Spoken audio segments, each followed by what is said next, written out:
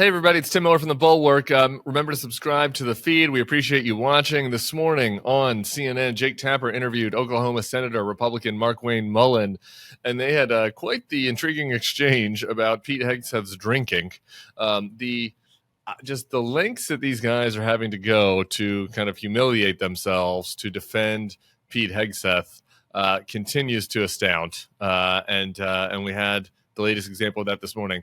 I want to watch it and then talk a little bit on the other side about just how tough of a spot these Republicans are putting themselves in, having to defend Pete Hegseth now for, at least another 5 weeks before we even get to the confirmation hearings. But let's take a look. A number of your fellow Republican senators have publicly expressed concern about Hegseth's reputation for excessive alcohol drinking.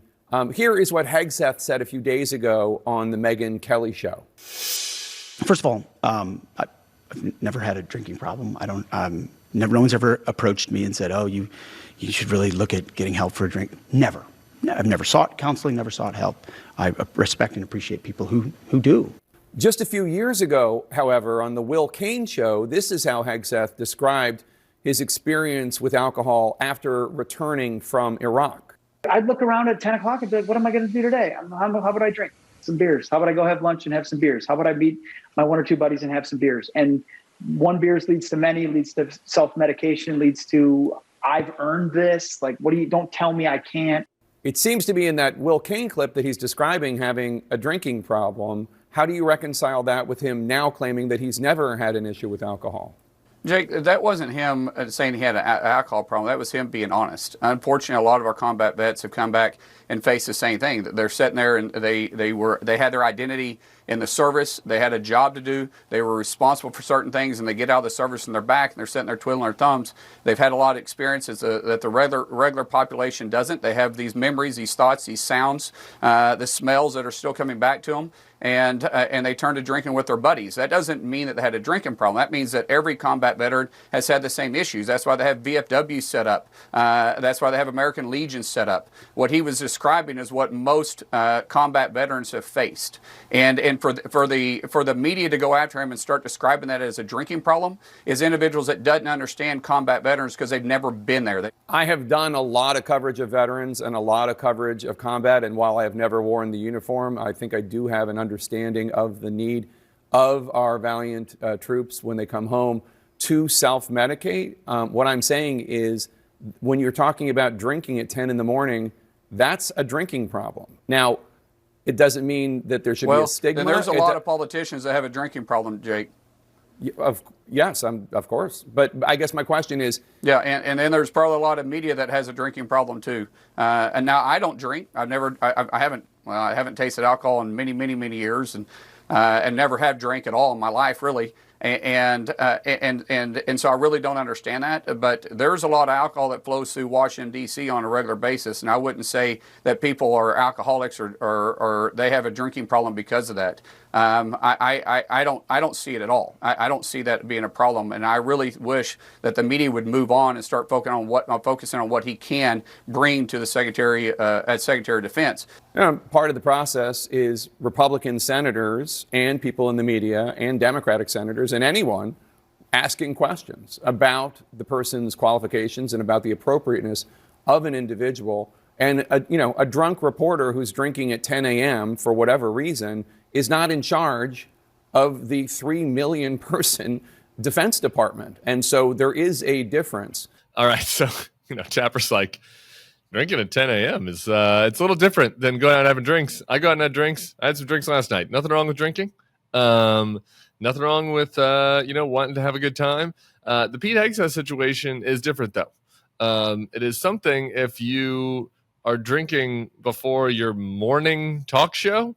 I mean, again, if these reports are true, he had colleagues at Fox News saying that they smelled alcohol on him before Fox and Friends, which is in the morning. So, I guess he lived in New York City. Maybe he was playing all the way through to the show. He's out to the clubs till 4 or 5 in the morning, and then got cleaned up, got in the makeup chair, and went on to Fox and Friends. Maybe that was it, or maybe he just got so bombed that you could still smell it on him the next day, or maybe he's sneaking some drinks in the AM. And I don't know. But to Tapper's point there, it's like this is different than your typical. I like to go out and blow off some steam after work type drinking. So I think that is something that's noteworthy.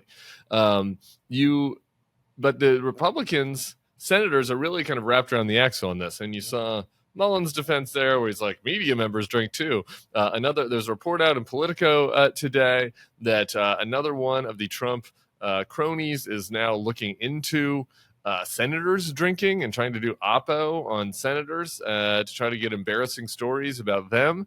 I don't exactly know what the purpose is of that is, or what the efficacy is. I mean, I guess you probably shouldn't have a massive drinking problem if you're a senator, but you're not like really in a deciding mode. You're like one vote out of 100 on stuff. It's not exactly the same as being Secretary of Defense, where you have war decisions, life or death military decisions in your hands. This job in the Senate, it's not the same job. So it's interesting to see that's where they're going, that they think that would make it better. To me, it just kind of draws more attention to his drinking, that they want to talk about senators drinking. So I don't really see the value there, but that's one of the strategies they're going forth with. The other thing, that I think that those who are questioning whether Hegseth is going to be able to get through, the arguments they're making are like, even the pro Hegseth arguments are pretty are preposterously weak, really. I mean, they're just absurd. There's somebody that is an aide to a senator who supports Hegseth. So this quote that I'm about to read to you, which was given to my colleague Mark Caputo, comes from somebody whose boss supports Hegseth, but was just venting about how challenging it is to make the case for him when it comes to his drinking and his sex life and his carousing and the accusations of sexual assault, particularly in the case in Monterey, where he cut the deal with the woman, and they have this non-disclosure agreement. So here is this aide to a senator talking about how challenging the case for Hegseth is.